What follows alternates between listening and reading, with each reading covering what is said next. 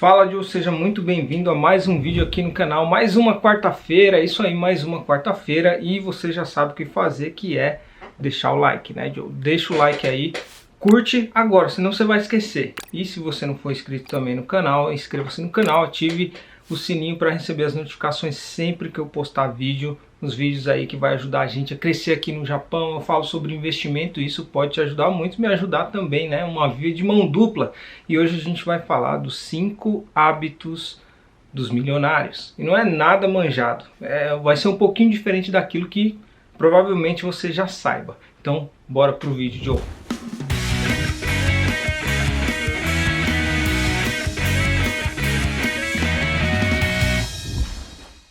E a gente já sabe que a vida não gira em torno do dinheiro, que nem tudo é dinheiro, mas que seria muito bom a gente ser milionário, né? Enfim, a hipocrisia. E o que vamos fazer aqui é desmembrar algumas estratégias usadas por pessoas antes de nós para construir as suas respectivas riquezas.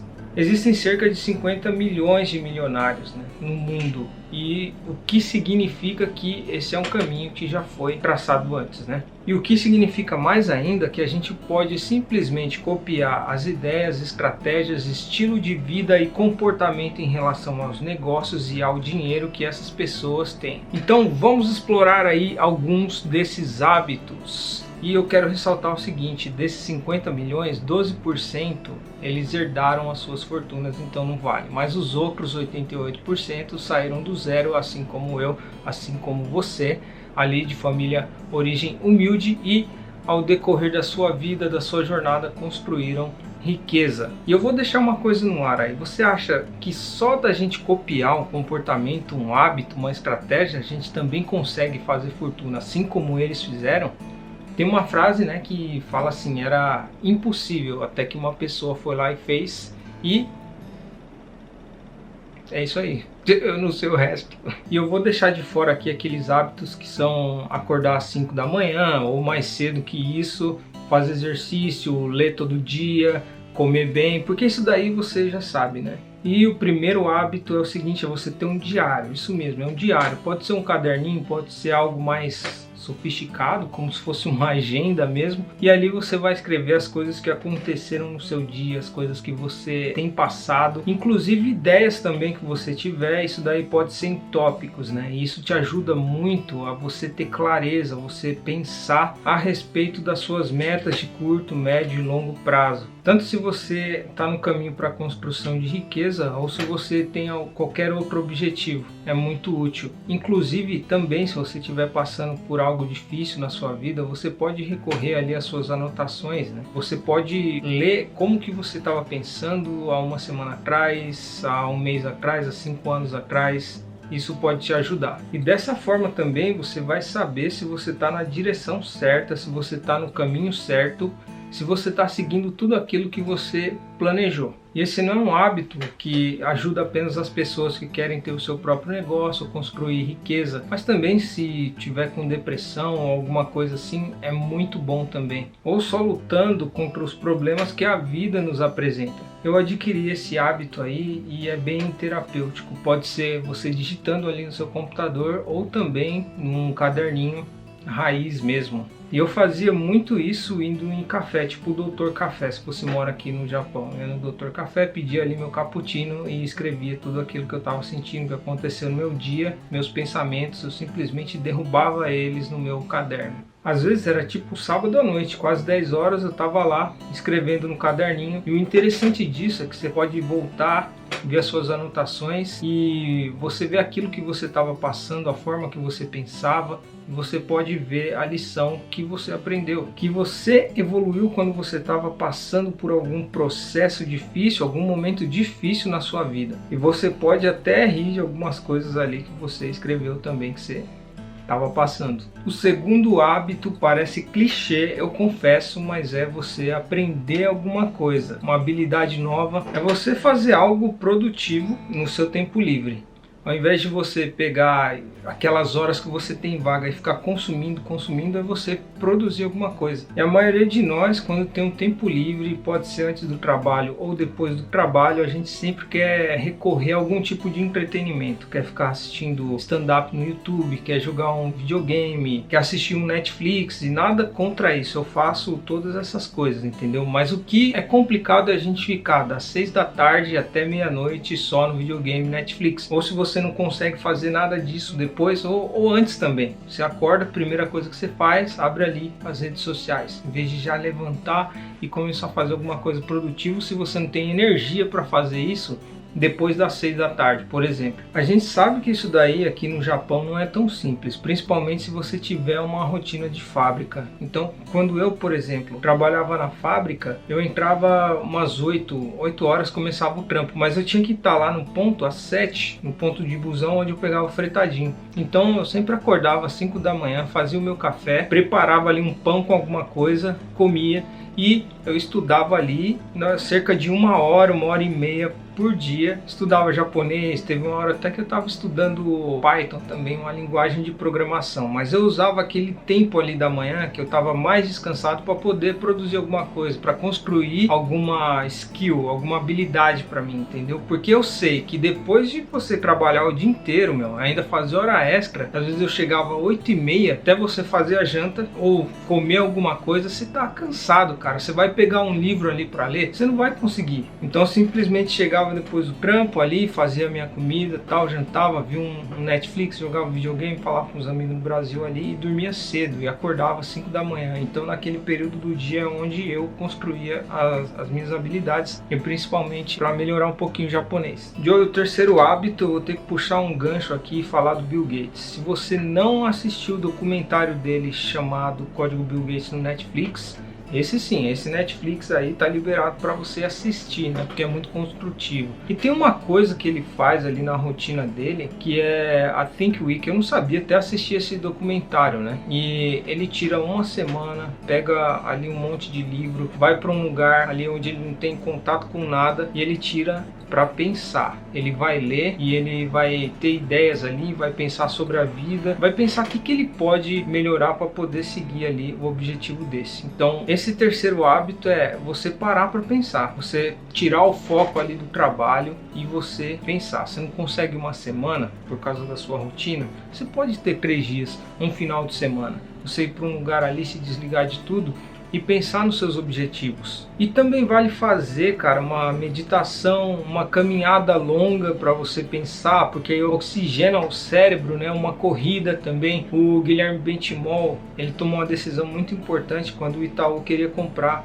a XP. E no livro dele, chamado Na Raça, ele fala o seguinte, que nesse dia que ele tinha que decidir, ele sempre corria o mesmo percurso. Só que, como era uma decisão importante, ele alongou esse percurso, correu mais que o normal e depois ele tomou uma decisão. Então esse é um hábito bacana de você fazer. Uma caminhada longa, uma corrida, você meditar, você parar, tirar o foco, pensar no seu objetivo. Entendeu? É isso, basicamente. O quarto hábito é muito simples, ele pode ajudar demais a sua produtividade, que é você ter um calendário, um cronograma com as coisas que você vai fazer ali no seu dia. Se possível também, o horário e quanto tempo você vai gastar com aquelas tarefas. E você vai fazer isso religiosamente. Uma das maiores desculpas que a gente dá é que a gente não tem tempo. Eu vou jogar uma frase de efeito aqui que eu aprendi com o Flávio Augusto, que é: se falta de tempo fosse justificativa, apenas os desocupados teriam sucesso. A partir do momento em que você organiza sua agenda, seus horários, você vai descobrir que você tem tempo sim, só está desorganizado. E você pode fazer isso comprando uma agenda no papel mesmo, você pode usar o calendário do Google ou algum aplicativo. E como eu falei do Bill Gates e também vou falar do Elon Musk, essas pessoas elas têm uma agenda com tudo aquilo que elas vão fazer durante o dia. Só que eles, por exemplo, eles preenchem cada minuto, né? A gente não está nesse nível de produtividade ainda. Então você pode começar um pouco, né, mais light. E aí no seu cronograma você pode colocar a hora que você vai acordar, a hora que você vai para o trabalho, a hora que você sai do trabalho, se você vai para academia, que horas você vai para academia, se você vai passar um tempo com a família ou não naquele dia. Não, isso aqui eu vou ficar com meu filho, tal, vou brincar. Todo dia você coloca desse horário até esse horário, eu vou ficar com meu filho, vou me dedicar à minha família. Porque às vezes a gente pensa, né, acha que tem tudo organizado, mas aí a gente está fazendo aquelas coisas, putz, amanhã é dia do lixo, tem que deixar só garrafa, amanhã é orgânico, tal, tem que fazer o bentô. E a gente tá ali naquela tarefa e de repente tem que quebra aquele estado de flow, aquele fluxo que você está fazendo as coisas, né, e você acaba não produzindo muito como gostaria, acaba não rendendo o seu tempo ali durante o dia. Então, Joe, tenha um cronograma mesmo, trabalhando aí, os trabalhos duro e suado na fábrica. E o quinto hábito que eu quero compartilhar com vocês, a gente sabe que aqui no Japão pode ser um pouco difícil, é a questão do networking de qualidade. Durante muito tempo eu fiquei meio que resistente a acreditar que a gente é a média das 5 pessoas que a gente mais convive, mas na verdade eu queria só mudar o seguinte, que a gente é a média das pessoas que a gente mais investe tempo, meio que convivendo de fato com a pessoa. Não você tá ali no mesmo ambiente, às vezes você não conversa com a pessoa, tal, mas aquelas que você investe tempo para você ouvir, conversar e aprender da pessoa. E eu fiz isso um pouco sem saber, não precisa ser pessoalmente, mas também você pode seguir alguém, sei lá, no LinkedIn, no Instagram, que você pode aprender e você dedica mais tempo a ouvir o que aquela pessoa tem a falar, que aquela pessoa tem a ensinar, e foi assim que eu voltei a investir. Se você me acompanha aqui um tempo, sabe que eu cheguei aqui no Japão com um pouco de dívida. Eu tinha minha própria empresa, quebrei, tomei vários processos trabalhistas aí, então eu estava bem financeiramente quebrado. Mas quando você